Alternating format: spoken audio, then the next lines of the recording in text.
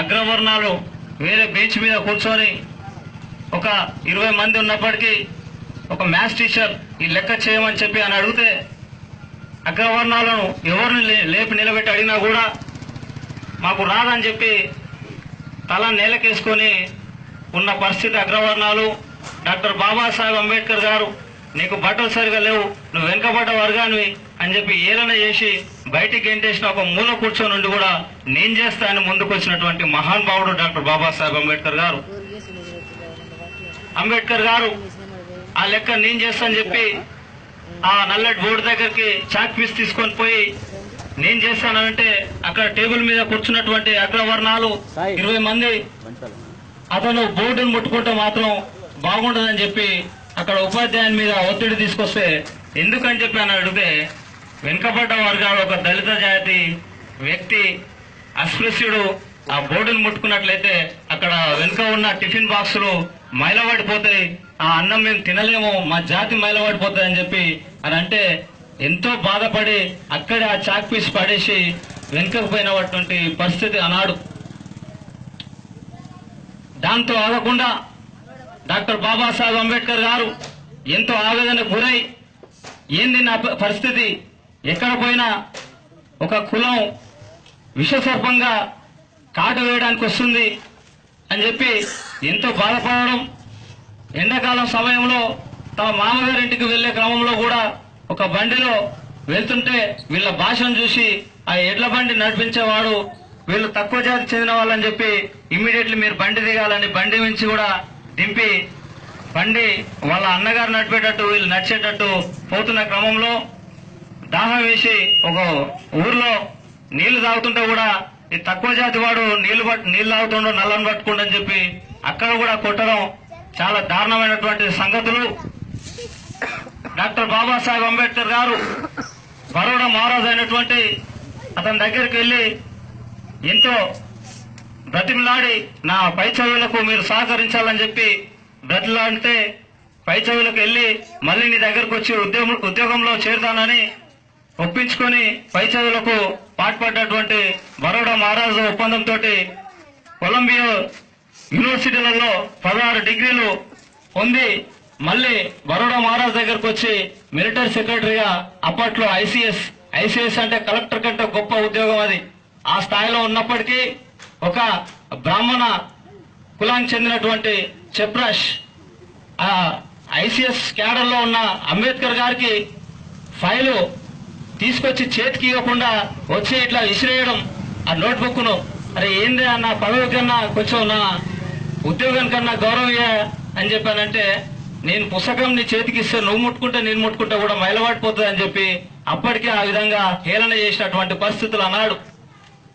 Doctor Babasaheb Ambedkar గారు ఏంది నేను 16 డిగ్రీలు పట్టా పొంది ఎవరు చదవనని చదువులు ఇన్ని చదువులు చదివినా కూడా నేను అనుకున్నా ఆ రోజు 9 ఏళ్ల వయసులో పాఠశాలలో పోతే అరే చదువు లేక నన్ను ఏలన చేస్తున్నామని నేను అనుకున్నా. 16 డిగ్రీలు పొందినప్పటికీ కలెక్టర్ కంటే గొప్ప ఉద్యోగంలో చేరినప్పటికీ ఇంకా కూడా ఏంది నాకు ఏలన చదువుతోటి అంతమవుతుందని అనుకుంటే అది కాదు. ఏంటి ఎప్పటికీ ఒక సర్పంలాగా కులం కాటేయడానికి నా వెంటే వస్తుంది. నేను ఎక్కడి నుంచి ఎక్కడికి ప్రయాణించినా ఎటువైపు పోయినా కులమే వెంటాడుతుందని చెప్పి బాగా ఆలోచించి దీనికి ఏంది అసలు పరిష్కారం ఏంది అని చాలా ఆలోచనతోటి చదవడం మొదలు పెట్టాడు. మహనీయులు అయినటువంటి మహాత్మా జ్యోతిరావు పూలే గారి జీవిత చరిత్రను ముందుగా చదివాడు. ఆయనను ఆదర్శంగా తీసుకున్నటువంటి వ్యక్తి డాక్టర్ బాబాసాహెబ్ అంబేద్కర్ గారు. మహాత్మా జ్యోతిరావు పూలే గారు ఈ రోజు డాక్టర్ బాబాసాహెబ్ అంబేద్కర్ గారు లేకపోతే ఆయన చరిత్ర మనకు తెలిసి ఉండదు. బహుశా వాళ్ళు ఒక సంవత్సరం జ్యోతిరావు పూలే గారు చనిపోయిన తర్వాత 1 సంవత్సరం తర్వాత డాక్టర్ బాబాసాహెబ్ అంబేద్కర్ గారు పుట్టారు. వాళ్ళు కలిసి ఆయన నేర్పిందేం లేదు. ఆ రోజు మహాత్మా జ్యోతిరావు పూలే గారు మహిళా జాతికి చదువుకోవడానికి కూడా అవకాశం లేనటువంటి పరిస్థితుల్లో తన భార్య అయినటువంటి సావిత్రిబాయి పూలే గారికి చదువు రాకుండా చదువు నేర్పించి 1841లో భారతదేశంలోనే మొట్టమొదటి పాఠశాలలో మహిళా పాఠశాలను ఏర్పరిచినటువంటి మహానుభావులు మహాత్మా జ్యోతిరావు పూలే గారి దంపతులు. అగ్రవర్ణాలు జ్యోతిరావు పూలే గారి దంపతులను ఎంతో వేధింపులు, వాళ్ళ నాన్న దగ్గర పోయి నువ్వు ఏందిరా అగ్రవర్ణాలను కాదని చెప్పి నువ్వు పాఠశాలలు ఏర్పాటు చేస్తున్నావు, నువ్వు ఇంట్లో ఉంటావా బయటికి వెళ్ళిపోతావా అని చెప్పి అని అడిగితే, నా జాతి కోసం నేను బయటకే పోతా, ఇంట్లో ఉండకుండా పర్లేదని చెప్పేసి మళ్ళీ ఇంకా ఎన్నో పాఠశాలలు ఏర్పరిచి తన భార్యను పాఠశాలకు వెళ్లి మహిళా జాతికి చదువు చెప్పే క్రమంలో ఈ అగ్రవర్ణాలు బ్రాహ్మణులు ఎవరైతే ఉన్నారో వాళ్ళు మట్టి నీళ్లు పెండ నీళ్లు రాళ్లతోటి కొట్టడం, చీర చింపేయడం, ఎన్నో దాడులు. ఆ మన మహాత్మా జ్యోతిరావు పూలే గారు, సావిత్రిబాయి పూలే గారు మహనీయురాలైనటువంటి తల్లి చీర ఒక సంచిలో పట్టుకొని పోయి కూడా పాఠశాలకు పోయి మార్చుకొని శుభ్రపడి మళ్ళీ చదువు చెప్పినటువంటి మహాత్మురాలు మన సావిత్రిబాయి పూలే గారు. వీళ్ళ జీవిత చరిత్రను చదివి పూర్తి స్థాయిలో అధ్యయనం చేసి నేను ఏం చేయాలని చెప్పి ఇంకా ఎంతో పోరాడుతూ రాజ్యాంగ కమిటీ ఉన్నప్పుడు రాజేంద్ర ప్రసాద్ అయితేనేంది, బాలగంగాధర్ తిలక్ అయితేనేంది, సర్దార్ వల్లభాయ్ పటేల్ అయితేనేంది, వీళ్ళు దళిత జాతి కోసం 1928లో సైమన్ కమిషన్ ఏర్పడ్డప్పుడు 31లో బ్రిటిష్ ప్రభుత్వానికి దళితులకు ఏం కావాలో ఒక ప్రతిపాదనలు తీసుకుపోయినప్పుడు గాంధీ గారు వీళ్ళు ఆ ప్రతిపాదనలో ప్రత్యేక నియోజకవర్గాలు కావాలని చెప్పి అందించినప్పుడు ఈ గాంధీ గారు వీళ్ళకు ప్రత్యేక నియోజకవర్గాలు ఇస్తే వీళ్ళు ఈ స్థాయిలో ఉండరు, వాళ్ళకు రాజకీయ అవకాశాలు వద్దు, ఒక 10 పాస్ అయిన కావాలి, భూమి ఉన్న కావాలి, ఉద్యోగాలు కావాలి, ఓటకు అని చెప్పి రిజర్వేషన్లు వద్దు, ఏదొద్దని చెప్పి ఆందోళన రేపిన క్రమంలో తీసుకుపోయి ఎర్రవాడ జైల్లో వేసినప్పటికీ కూడా గాంధీ ఆ దీక్షను విరమించలేదు.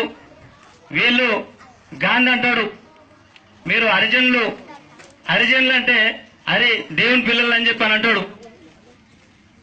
దేవుని పిల్లలు దేవుని కాడికి పోవచ్చా పోరాదా? ఇప్పటికీ దేవుని గుళ్ళకు పోకుండా మనం రీసెంట్ గా చూసిన శివమాల వేసినటువంటి వ్యక్తులను కూడా అగ్రవర్ణాలు చెట్టు కట్టేసి పుట్టిన పరిస్థితులు మనం చూసినాం. నువ్వు దేవుని పిల్లలను అంటున్నావు, మరి నువ్వు దయ్యాన్ని పుట్టినావా? మేము దేవుని పిల్లలైతే నువ్వు దయ్యాన్ని పుట్టినావా? అంతే కదా. ఇక దేవుడు దయ్యం రెండు ఉంటాయి. ఇక ఏందో మనం తెలుసుకోవాలి. డాక్టర్ బాబాసాహెబ్ అంబేద్కర్ గారు ఈ రాజ్యాంగ కమిటీ ఉన్నప్పుడు సమావేశం ముగిశాక గాంధీ, వేరే అతను జిన్నా, వీళ్ళంతా రాత్రి సమయంలో అక్కడ ఉన్నటువంటి ఇంగ్లాండ్ జర్నలిస్టులు ఏం జరుగుతుందని ఒకసారి ఒక్కొక్కరిని వాళ్ళ ఇంటర్వ్యూ చేద్దామని చెప్పి ప్రతి ఒక్కరి ఇంటికి పోతే, ముందుగా గాంధీ ఇంటికి 10 గంటలకే పోతే మంచిగా అప్పటికే 9:30కే పడుకోండి అని చెప్పి చెప్పినటువంటి అతని అసిస్టెంట్లు, ఆ జిన్నా ఆయన దగ్గర పోతే కూడా 10 గంటలకే పడుకోండి చెప్పి అంటే, డాక్టర్ బాబాసాహెబ్ అంబేద్కర్ గారు 2:30, 3:30 అవుతుంది. ఆ సమయంలో పోతే పుస్తకాలను చదవడం రాయడం చేస్తూ ఉన్నాడు. ఏంటి అంబేద్కర్ గారు, వాళ్ళు ముందే పడుకున్నారు, మీరు ఇంకా కూడా పడుకోలేదు ఏంటనంటే, వాళ్ళు అగ్రవర్ణాలు మా జాతికి మేము ఏం కావాలో అన్ని ఇస్తూనే ఉన్నాం, చేస్తూనే ఉన్నాం. మా కాళ్ళ కింద పడేటోళ్ళు ఉన్నారు. ఇలా దళితులు, బీసీలు, ఎస్సీలు, ఎస్టీలు, మైనార్టీలు, ఓబీసీలు భారతదేశ వ్యాప్తంగా 85%, తెలంగాణ వ్యాప్తంగా 93% వీళ్ళున్నారు.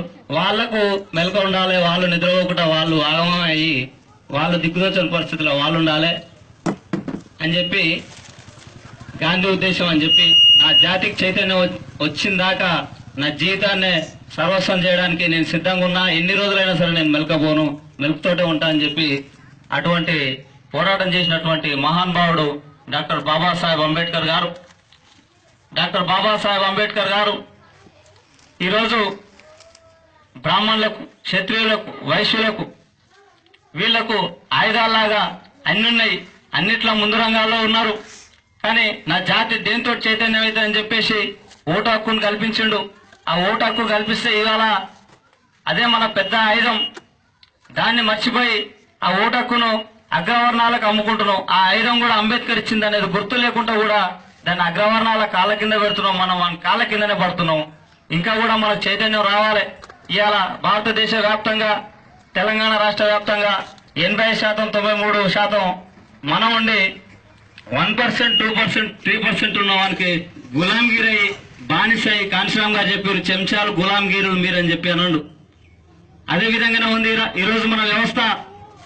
అగ్రవర్ణాల కింద తొత్తుల్లాగానే మారుతున్నాం, బానిసల్లాగానే ఉంటున్నాం, గులాంగిరి చేస్తున్నాం. ఓటు హక్కుతోటే చైతన్యమై ఈరోజు మన బీసీలు, మన ఎస్సీలు, మన ఎస్టీలు, మైనార్టీలు, ఓబీసీలు మన ఓట్లు మనం వేసుకున్నట్లయితే ఇలా మనమే ముఖ్యమంత్రులం కావచ్చు, ప్రధానమంత్రులం కావచ్చు, రాష్ట్రపతులం కావచ్చు. మనం ఇవాళ అడుగుతున్నాం. ఒక బీసీ ఇవాళ తెలంగాణ ప్రభుత్వం బీసీ కార్పొరేషన్ లోన్లు వేసింది అనగా పోతారు అప్లికేషన్ పట్టుకొని, అవి వచ్చేదన్నాడో సచ్చేదన్నాడో. ఇవాళ తెలుసు మనకు ఎస్సీ కార్పొరేషన్ లోన్లు కూడా వస్తున్నాయి. ఎంతమందికి వస్తున్నాయా? ఇలా మన ఓట్లు వాళ్ళని అడుక్కునే విధంగా మనం చేయాలి. 1% ఉన్నవానికి అధికారం ఇస్తే అదే విధంగా ఉంటది. ఇప్పటికీ స్వాతంత్రం వచ్చి కూడా 70 సంవత్సరాలు దాటిపోయింది. ఇల్లు లేనోడు అదే విధంగా ఉన్నాడు, భూమి లేనోడు అదే విధంగా ఉన్నాడు, ఉద్యోగం లేనోడు అదే విధంగా ఉన్నాడు. ఎందుకు మరి? ఒక్కసారి మారుదాం. మన నాయకత్వాన్ని, మన నాయకుని ఎంచుకుందాం. ఒక దళితుని చేసుకుందాం, బీసీని చేసుకుందాం, మైనార్టీని చేసుకుందాం, అదర్ బ్యాక్వర్డ్ క్యాస్ట్ వ్యక్తులను మనం చేసుకొని ఇలా మన రాజ్యాన్ని ఎన్నో మనం వెళ్దాం అని చెప్పి కోరుకుంటూ నాకు ఇచ్చిన ఈ అవకాశానికి పేరు పేరున అందరికీ మరొకసారి జై భీమ్ తెలియజేస్తూ ముగిస్తున్నాను. జై భీమ్, జై భారత్, జై కాన్షీరామ్. థ్యాంక్ యూ అన్న. మా యొక్క గ్రామస్తులకు అంబేద్కర్ యొక్క పుట్టుపూర్వం గురించి చెప్పినందుకు ప్రత్యేకమైన జై భీమ్లు.